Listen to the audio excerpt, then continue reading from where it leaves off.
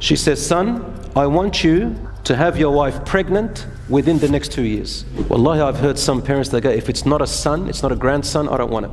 Wallahi, I've heard this. Your wife must dress in this way, or she can't come in. Your wife has to help in the house, the parents' house, just like your sister-in-laws do. Love is not shown by naming a child by your name.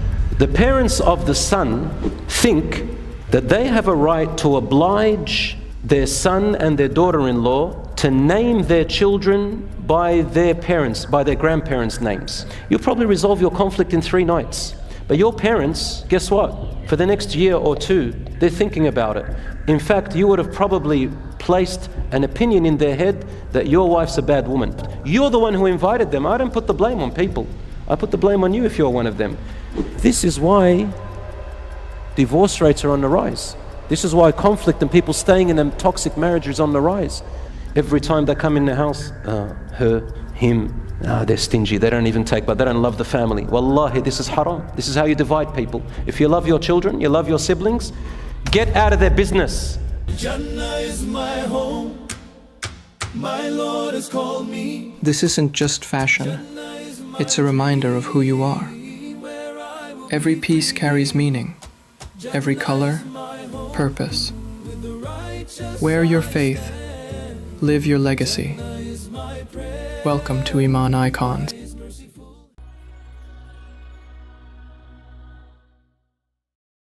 My brothers and sisters, and now we'll talk about the in-laws in about 10 minutes max, and we'll stop inshallah. When you get married, you kind of marry your in-laws as well. Kind of. Or in another word, when you get married, then you have accepted the people who are related to your wife and your husband. And even if a husband and wife get divorced, the father-in-law and mother-in-law, they remain mahrams to you forever. Forever. Do you understand? Why? Because you have grandchildren.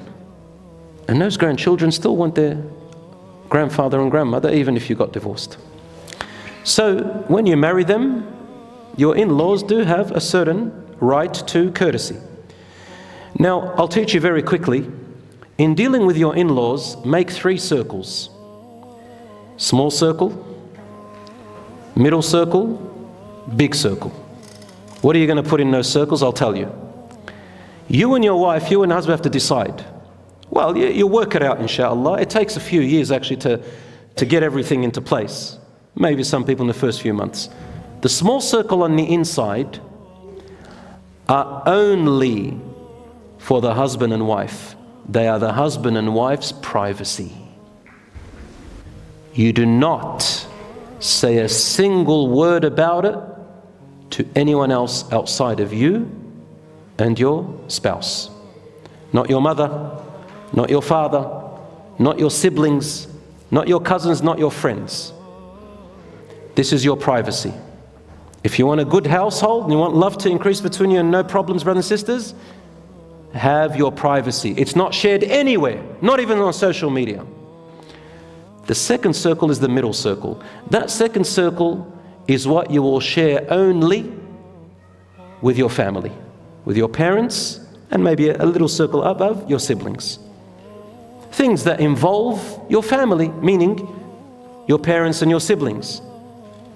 Is that understood? You do not share it with anyone else. Finally, the large circle is what you share in public.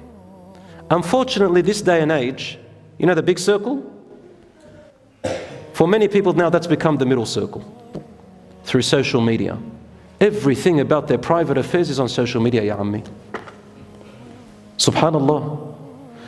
This is why divorce rates are on the rise. This is why conflict and people staying in them toxic marriages on the rise. Because you share all your private affairs with everybody. Then people come in and get involved. You're the one who invited them. I don't put the blame on people. I put the blame on you if you're one of them. There is a privacy. Once you share it with your mum and dad or your siblings, guess what happens? They start getting involved because you invited them. You need to draw the boundaries. And you need to tell your mother and father, for example, if they ask any questions about your privacy, say, I'm sorry, Mum, Wallah, I love you. Kiss her on the forehead and say, hey, this Allah subhanahu wa ta'ala has forbidden me. I don't want to talk about my family. She gets upset, she gets upset. Just because she got upset, it doesn't mean you have to all leave each other. No, you still come, you laugh, you smile, you kiss, you say, Wallah, I love you, mum. It doesn't mean, you still show her goodness, but you don't break, you don't give away. Same with your parents. So brothers and sisters, this is a very important advice. Number two, this is a bad habit in couples when it comes to their parents and in-laws. They tell their parents and siblings everything. Every time they're upset with each other, they go and tell their sibling. He goes and tells his sister, she goes and tells her sister. They go and tell their mum and dad. Brothers and sisters, let me tell you something. Husband and wife will have conflicts all the time. You guys are learning about each other. You'll probably resolve your conflict in 3 nights. But your parents, guess what? For the next year or 2, they're thinking about it. In fact, you would have probably placed an opinion in their head that your wife's a bad woman or her husband's a bad man. Do you understand what happens? Don't talk about everything to them and don't follow everything they tell you. Number 3, living separately. We said that. Live separately to your in-laws. Don't be too close. Trust me on that one. Get your privacy because it lessens your stress. Number 3, this is a very important point. Naming and raising your children. In some cultures, this is in my culture, the parents of the son think that they have a right to oblige their son and their daughter-in-law to name their children by their parents, by their grandparents' names. A son, let's say a son has his first son, and he and his wife want to name him, for example, Muhammad. But the husband's father is Ahmed. And they don't want to name Ahmed. So his parents come in and they make a big fight, big conflict, if he doesn't name after his father. I personally have seen many couples divorce and big wars, wallahi, because of this one problem. Where in the Deen does it say you have to name? Because you love them. Get this out of the way. Love is not shown by naming a child by your name. Love is with treatment. Wallahi, this culture has destroyed a lot of families. And some of them, they just accept it and they go with it, that's fine. The right of naming the child is for the mother and the father only. No one else. No one else. Wallahi, I know families, the mother, the grandmother or the grandfather, they told all of their son's siblings to cut him off and to hate his wife because he didn't name after his father. Isn't that a major sin? Yes, it is a major sin. Did the Prophet ﷺ name after his father or mother? Did any of the Sahabas grab this and say, name after? No. But then they come, it shows your love. Okay, akhi, keep that aside. Allah yarda alayk. That's a culture. And anyway, that's the right of the mother and father. Lastly, when in-laws wrongfully involve themselves, sometimes the husband or the wife don't know to listen to their wife or to listen to their mother, to listen to her husband, to listen to her father. My brothers and sisters, let me give you a formula to how to separate the two. Let's say you're the son and your mother demands something from you. This is how you look at it. If what your mother tells you to do, just give you an example, mother tells you to do, is about you personally, then obey her. For example, she says, son, drink this milk that I made. And she must have, or drink this sweet that I made, eat it. Obey your mother and eat it because that's you. Son, help me lift this thing up. Okay. Son, can you take me tomorrow, call the doctor for me, make me an appointment? Yes. But if she tells you to do something that involves something that is shared with your wife, then that is not her right. For example, she says, son, I want you to have your wife pregnant within the next 2 years. I want a grandchild. Wallahi, I've heard some parents that go, if it's not a son, it's not a grandson, I don't want it. Wallahi, I've heard this. So if it's not a grandson, I don't want to see it. Yani, how far do you go? That is the right of the son and of the father and of the husband and wife. The mother has no right to do that.